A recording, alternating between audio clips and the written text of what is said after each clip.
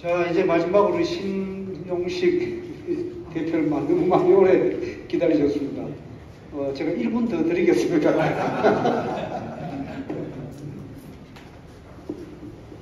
저한테 1분 더 주신다고 하니까 아까 토론하는 도중에 나왔던 전북 지역의 우리 전북대 학생들이 인권 문제, 북한 주민 인권 문제에 대해서 굉장히 치열해졌습니다. 사실 그런 과정 중에 저희들이 2004년도, 2005년도에 자유주의 전북 포럼이 우리 조용건 씨, 조성희 씨 그렇게 우리가 출범할 때 그때 김영환 씨, 우리 그때 이제 김영환 씨가 사장 전향을 했죠. 전향 이후에 전북대 총학생회 그룹에 푸른이라는 그룹이 있었어요. 그래서 그 푸른이라는 그룹하고 해서 전향한 그룹이 굉장히 치열하게 활동을 했습니다. 그래서 그 당시에는 각 대학 총학생회가 민노총에 의해서, 민노총 학생 그룹에 의해서 좌우됐었는데 그 당시부터 이 푸른 그룹이 다시 장악하면서 전북대 총학생회에 있는 민노당 총학생회를 학교 밖으로 쫓아내버렸습니다. 걔네들이 사무실을 장악하고 있었는데 사무실에 있는 집기까지 뜯어가지고 학교 밖으로 내놓을 정도로 굉장히 강하게 북한 인권운동을 주를 하는 세력이 있었는데 이게 우리 그 당시에 활동을 했던 사람이 지난번에 국회의원 했던 신보라 그쪽 그룹 애들이 아주 치열하게 있었어요. 근데 그 그룹들이 학교를 졸업한 이후에 이 전북 지역에 직장이 없어요. 취직할 자리가 없어요. 그렇다고 이쪽에 있던 그 보수 정당에서 젊은 인재 영입하지도 않고 자기들 밖으로 챙기고 바꾸는데 그거 뭐 챙기겠어요. 그러다 보니까 서울로 전부 다 흘러가다 보니까 지금은 그런 운동하는 그룹들보다도 좀 20대에서는 자생적인 자유에 대한 욕구가 있는 젊은 그룹들이 많습니다. 이런 그룹들을 어떻게 다시 엮어갈 것인가를 좀 고민해야 되는 그런 때가 아닌가 그런 생각이 들고 마침 이 북한 인권 문제가 이렇게 제시가 되고 있고 특히 지난 정부로 인해서 사실 인권은 언급조차 못하고 넘어갔죠. 언급조차 못하고 넘어갔는데 이번에 어차피 윤 대통령이 북한 인권재단을 출범하겠다 이제 그렇게 얘기를 해놓으니까 제가 오늘 이거 오기 전에 잠깐 인터넷을 좀 서베이를 해봤어요. 북한 인권재단에 대해서 어떤 의견들이 있는가 해봤더니만 인터넷 서베이에서 제일 먼저 떠오르는 게 북한 인권재단에 대해서 나오는 것이 윤석열의 대북 공약을 살펴보자. 북한 인권재단. 근데 주로 이게 누구냐면 여성시대라고 그래서 20대 여성들을 상대로 해서 하는 카페예요. 거기 제일 조회수가 많으니까 제일 앞에 뜨겠죠. 근데 거기서 보면 윤석열 정부의 정책을 딱 그럴듯하게 리뷰를 딱 했어요. 그러면서 딱 하나 찍는 것이 북한 인권재단을 만든다는 거. 그래서 인권재단을 만들어서 이 공격하는 것은 쉽게 해서 북한 정권을 뒤흔드는 정책이니까 절대로 그 정책은 하면 안 된다는 논조로 이렇게 교묘하게 변질을 시켰어요. 왜냐? 러시아, 소련이 무너지고 이렇게 여러 가지 무너진 게 공산주의가 무너지는 것이 인권을 받아들이면서 무너졌기 때문에 이미 김정은도 그걸 알고 있다. 그렇기 때문에 만약에 인권 전략을 가지고 나온다면 김정은이가 절대 협력을 안 하고 이게 더 원자탄을 강화시킨다든지 전쟁을 그럴 의도가 높기 때문에 오히려 우리는 인권이라는 문제는 감추면서 어떻게 북한을 접근해야 될 거 아니라고 대단히 지혜로운 얘기 같이 하는데 이게 사실은 이게 잘못된 상당히 병적 논리거든요. 병적 논리입니다. 그리고 제가 흥미롭게 본 것 중 하나가 특히 이게 지금 2008년도인가 통일연구원에서 발행됐던 거예요. 복잡계 이론을 통한 북한의 정상국가 방안 연구라는 이 논문이 실제 나왔어요. 복잡계 계통으로 해서 세 권 책이 나왔는데 이게 뭐냐면 북한의 문제를 시장경제를 통해서 뭔가 자유를 통해서 북한에 있는 김정은 패밀리 그룹과 그 다음에 있는 중간의 간부 그룹과 서민층에 있는 어떤 자유도를 증가시켜서 북한의 자생적인 민주화 과정, 어떤 자유화 과정을 유도하는 것이 어떻겠냐라는 이런 제안을 한 거예요. 그런데 사실은 이 제안이 그 당시에 이명박 정부랄지 그리고 일부 좌파들한테는 일부 민주당한테는 상당히 호응이 있었어요. 왜? 김정은을 건들자는 얘기가 없거든요. 이 독재 정치, 사실은 이게 독재 정치죠. 그리고 그 당시에 우리가 대충 뭐 국제사회에서 대충 인정하고 있었죠.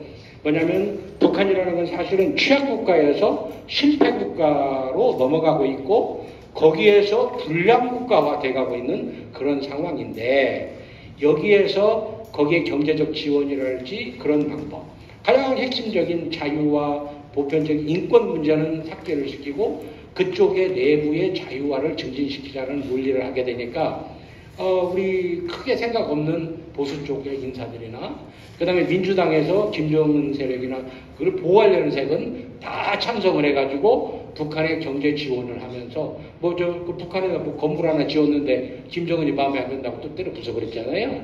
그런 식의 병적 논리를 진행해 왔던 거죠.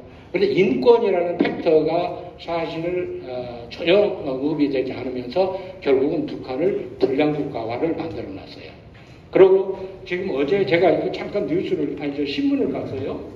그랬더니 그 권영세 장관이 그 중앙일보의 홍석천 회장이 뭐 재단법인 한반도 평화 만들기라는 재단을 만들어서 토론을 냈더라고요. 그래서 우리나라에 뭐 유명하던 전직 뭐 장차관 뭐 유명한 사람들 불러서 토론을 하는데 저는 상당히 우리 권영세 장관이 그렇게 긍정적으로 보는 것은 남북 관계의 과거 잘못은 고치고 진화시키는 이어달리기를 하겠다라고 하면서 북한 인권재단을 추진할 수도 있다라는 그 뉘앙스를 붙인 건 좋은데 거기 토론자 중에서 하나 나왔던 사람이 과거 그 김대중 정부인가 노무현 정부에서 외교부 장관을 했던 윤영관 외교부 장관이 있어요. 그래서 그분이 이쪽 그 전주 출신입니다.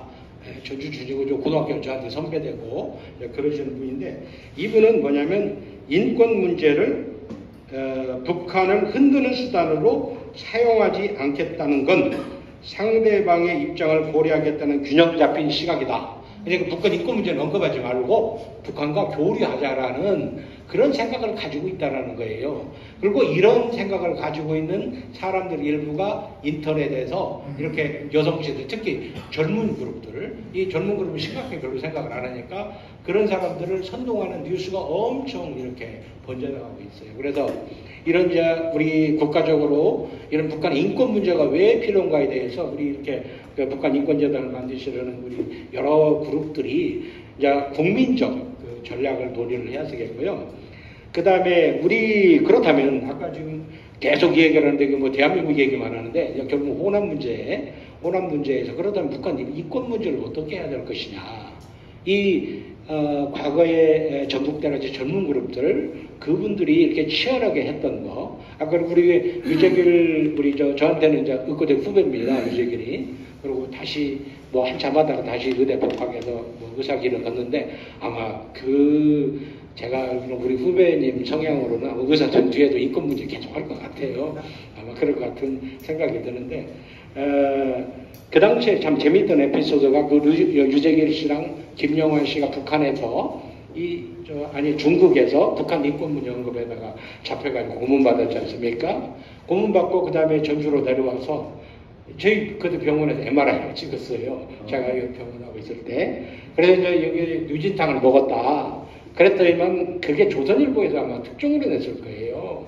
그래서 이게 난리가 나가지고 나중에 뭐 국정원이나 거기서 막 연락 와서 진짜냐 막 난리인 거예요. 사실이 다 있는데 아마 이게 아마 중국과의 문제 때문에 그랬는지 그 MRI 우리 쪽에 방사능 전문은 누진탕이 맞다 그렇게 했는데 뭐 서울 쪽에서 뭐 여기저기 병원에서 그 누진탕은 아니다라는 식으로 났다는 식으로 뉴스를 우지우지하고 넘어가 버리더라고요. 근데 그때 제가 물어봤어요. 김영환 씨한테 어떻게 고문당했냐 그러더만 눈은 안 다치게 눈은 이렇게 가려놓고 때린다는 거예요.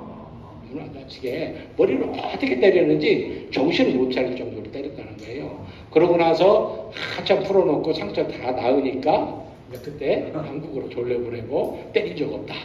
그렇게 했다고 그러는데 김영환 씨하고 연결됐던 북한 인권그룹 저하고 연도도 몇 년 차이 안 나는데 이 인권그룹이 전라북도에서 생길 수 있었다는 것은 아까 말씀했던 이 제일 처음에 그 박정희의 그 어떤 자유나 민주나 보편적인 오름의 가치를 수용할 수 있는 바탕이 전북이나 전남 호남에 있다는 얘기예요. 왜냐하면 이쪽 호남 지역은 과거 농사지어서 먹고 살았어요. 뿌린 대로 거둔 것을 가지고 먹고 살았지 남의 것을 취하거나 이렇게 비정상적인 그런 것이 없는 전통적이고 그런 어떤 보수적 성향이 많았는데 우리 이 호남에서 김영삼 대통령이 된 뒤로 그다음 김대중 대통령이 됐지 않습니까? 그 당시에만 하더라도 조금 모순이 있었죠. 그 당시 5공의 후예들이 민정당하고 있었으니까 그때 김영삼 대통령이 되면서 개혁을 한다는 명분으로 하나에도 숙정하고 그러면서 당 개혁을 하면서 그 당시에 민정당이 그때 신한국당으로 바뀌었던가요? 그렇죠? 그 신한국당으로 바뀌면서 그 이게 민주정의당에 있던 보수 세력들을 어쩌면 공천을 안 줬어요. 주께서 이 지역사회에서 그래도 좀 이빨 있고 합리적인 얘기를 하고 지역의 존중을 받는 사람은 공천을 안 주고 그 밑에 있는 주께서 한 2, 3단계 아래 개혁을 이룬다는 명분이죠. 근데 이런 사람을 검증이 안 된 사람을 옮기니까 정치에 발을 깊게 담그고 있던 좀 보수 성향이 있지만은 그 당시에 DJ가 나올 때만 해도 이렇게 극단적인 이 갈림이 없었거든요. 그런데 그 사람들이 대부분이 민주당으로 넘어가면서 민주당 도의원, 시의원, 국회의원들이 돼버린 거예요. 그러면서 호남에서 민주당에 의한 먹이사슬이 만들어졌습니다. 민주당의 먹이사슬이 도지사가 되고 일단 도지사가 민주당 계열이 되면 민주당과 관련된 먹고 사는 산업 모든 게 다 연결이 되기 때문에 민주당 지지 세력으로 갈 수밖에 없습니다. 그러다가 이것이 노무현 대통령이 되면서 좌파들이 결국은 뒷덜미를 잡으면서 굉장히 좌파들이 지지하는 그룹이 많이 나타나게 된 거죠. 그리고 이 지역이 좌파들이 데모를 해도 경찰들도 별로 탄속을 않고 우파들이 좀 떠들면 여러 가지로 이렇게 좀 못하게 하는 그런 병적 고리가 만들어져 있어요. 자, 그렇다면 전라북도가 희망이 없느냐? 절대 그렇지 않다는 얘기죠. 절대 그렇지는 않아요. 근데 문제는 어디가 있냐면 우리가 사실 그 민주당을 사실은 지금 가짜 진보라고 해요. 왜냐하면 민주주의를 하겠다는 사람이 인권을 무시한다면 그건 민주주의가 아니거든요. 그거 가짜 진보예요. 그런데 반면에 이쪽에도 가짜 보수나 가짜 우파가 있다는 얘기죠. 왜냐하면 이쪽에 있는 보수 정당은 물론 이쪽에 경제적인 취약하니까 먹고 사는 문제를 얘기해야 돼요. 그러니까 맨날 주구장창 새만금 얘기만 하고 있습니다. 새만금은 국가에서 만드는 국가 정책 사업이에요. 여기에서 막 떠든다 해서 더 많이 해주고 이번에 대통령이 바꿨으니까 이것을 다 뜯다 하면 후보는 와서 이쪽 표 얻어야 되니까 멋있는 말 몇 마디 하고 가는 거지만 이미 그것은 국가 발전 교육에 따라서 새만금은 차례 진행이 되는데 새만금 얘기만 하면서 어떤 우리 산업 경제 올리겠다 그런 게 하지만 경제라는 건 여러분도 잘 알지만 그 경제 규모가 큰 데부터 점진적으로 발전되어 오면서 점점 부흥이 되어가는 것인데 사실 그런 경제적인 문제만 가지고 보수의 어떤 집권을 만들고 보수 뭘 하겠다라는 그 노력이 기특하고 해요. 물론 지난번에 우리 이쪽에 국회의원이 한번 되기도 했었죠. 근데 경제 얘기만 해서 그분이 두 번인가 세 번 나와 떨어지고 나름대로 합리적인 사람들이 있기 때문에 밀어서 국회의원 만들었지만 근본적으로 이쪽에서 치열하게 해야 될 것은 오름의 가치가 무엇이냐. 우리가 대한민국이나 민주주의 자유의 가치를 주장하고 있으면서 한 번도 이쪽에 있는 보수정당, 그러니까 광주나 전북에 있는 보수정당이 김정은의 문제를 언급한다할지 그렇게 치열하게 민주당과 전투를 하지 않는다는 얘기예요. 이게 전투를 하지 않으니 대다수의 보수 지지, 수는 많지도 않지만 대다수의 보수하는 사람들도 거기는 별 관심이 없고 그래 이번에 있는 보수정당은 지역 경제 잘 살리고 잘 먹고 하는 그런 거 만들면 되겠지라는 수준을 만들고 있는데 사실은 이 호남 사람들의 마음속에 있는 정의감이랄지 올바름의 가치에 대한 추구는 잠재도 있기 때문에 이 가짜 보수 정당의 환골탈태를 해야 된다. 그래서 가짜 진보에 대해서 공격을 해야 되고 여기에서 옳고 그름의 가치, 그럼 인권이 옳냐 그러냐 해서 이 호남에서 김정은이 엉터리다라는 소리가 보수 정당이든 시민단체이든 거기서 튀어나오고 그것이 언론화가 돼야 됩니다.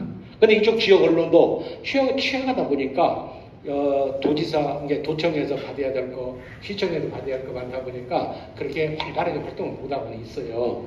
근데 이것이 뭔가 대세의 흐름이 바꾸게 되면 이쪽에 언론도 바뀌게 되고, 진짜 고마운 게 우리 세전북신문사가 사실은 전북에서는 진보신문이라고 그래요.